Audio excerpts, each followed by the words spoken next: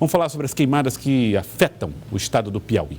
Alta temperatura, baixa umidade, isso tem trazido muitos problemas, inclusive na região de São Raimundo Nonato, problemas graves. Existe o risco de que toda aquela comunidade possa ser tomada ou afetada de alguma maneira pelas chamas. Já, por exemplo, residências que foram atingidas pelo fogo em algumas regiões, a mata extremamente seca no sertão do Piauí. Olha só como é que fica à noite, as chamas na mata no entorno de São Raimundo Nonato. A cidade realmente cercada pelo fogo e o trabalho que está sendo feito para tentar controlar essas chamas é feito por especialistas que evidentemente se deslocam de Teresina ou por brigadistas que vivem na região. Muito difícil a situação e aí a alta temperatura contribui para isso, a falta de educação ambiental contribui para isso, a baixa umidade e a perspectiva de chuva é quem deveria ou poderia resolver essa questão.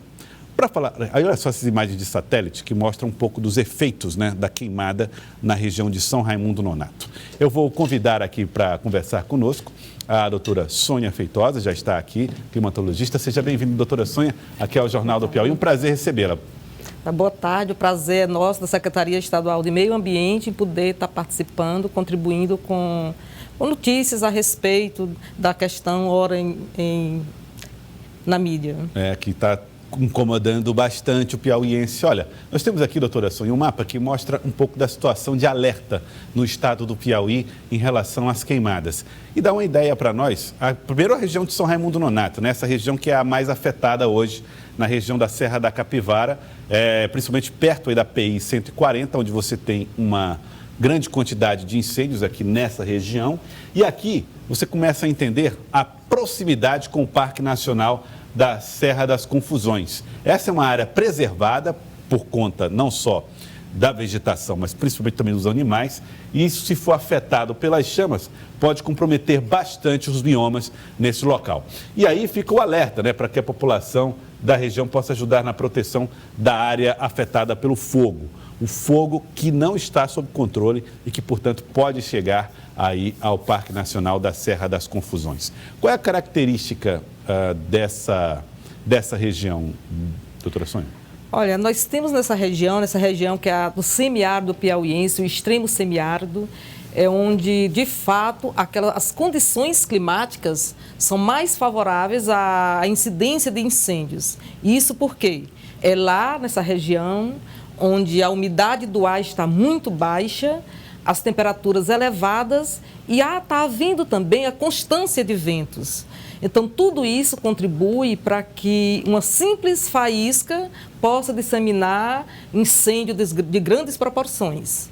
E é porque, quando começou esse incêndio aí na região de São Raimundo Nonato, a umidade do ar não estava tão baixa quanto hoje. Hoje, pior?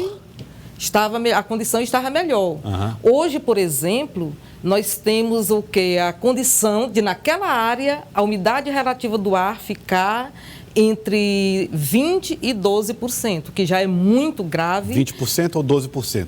É grave? 20% a 12%, ou seja, ela vai ficar abaixo de 20%, em grande parte do estado do Piauí.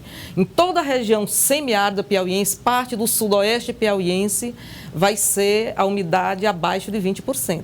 Ou seja, variando de 20% a 12%, que já está acontecendo em toda aquela região de São Raimundo Nonato, de Canto do Buriti, ali naquela região daquelas proximidades de São João, a umidade relativa do ar nesse patamar já está acontecendo. Bem como temperaturas também já acima dos 40 graus, o que vai se repetir nesses próximos 3 dias. Existe aqui esse mapa do IMET que mostra um pouco da dificuldade vivida pela população no Brasil e o risco de queimadas pelas regiões. Quanto mais vermelha é a área, maiores são os riscos para uma queimada.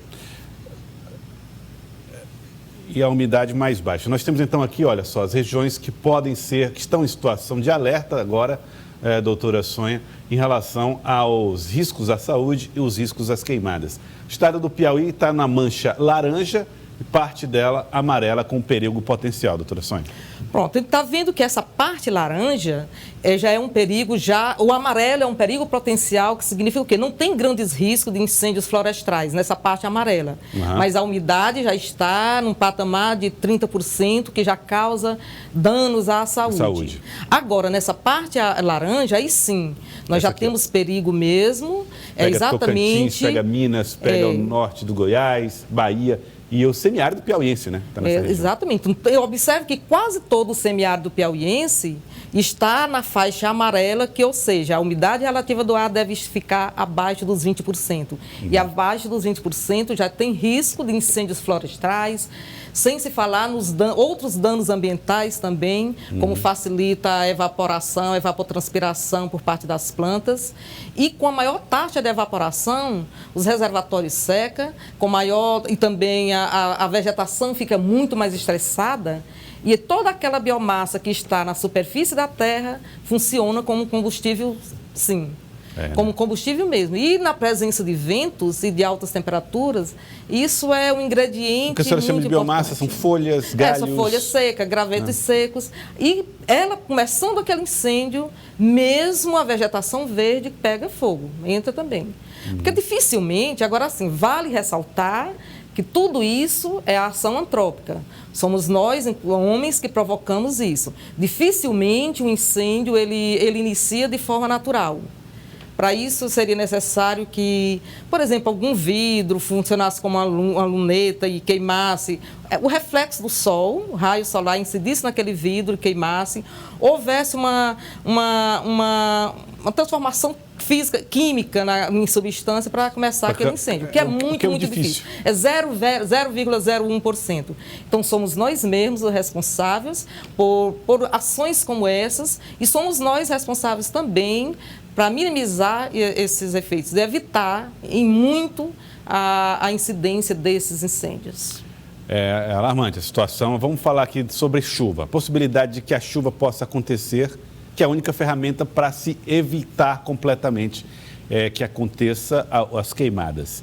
E aí, esse mapa mostra, doutora Sônia, que a possibilidade de chuva nessa região é muito baixa. Onde está branco aí, menor a possibilidade de chuva. Exatamente. Onde está branco não vai chover de jeito nenhum. Então, onde nós temos uma pequena possibilidade de chuva, e ainda assim é uma chuva bem rarefeita, uma chuva isolada, é no extremo norte do Piauí, lá no litoral. Uma faixa pequena azul que tem aqui em cima. Exatamente. Então, exatamente para aquela região que está mais necessitada, que é no semiárido piauiense, em todo o sul do Piauí, não deve acontecer chuva nenhuma. E é lá também onde a umidade relativa está muito baixa. Até que temperatura está no Piauí como um todo. Piripiri, por exemplo, naquela região do Piripiri, está registrando temperaturas bem altas também, né?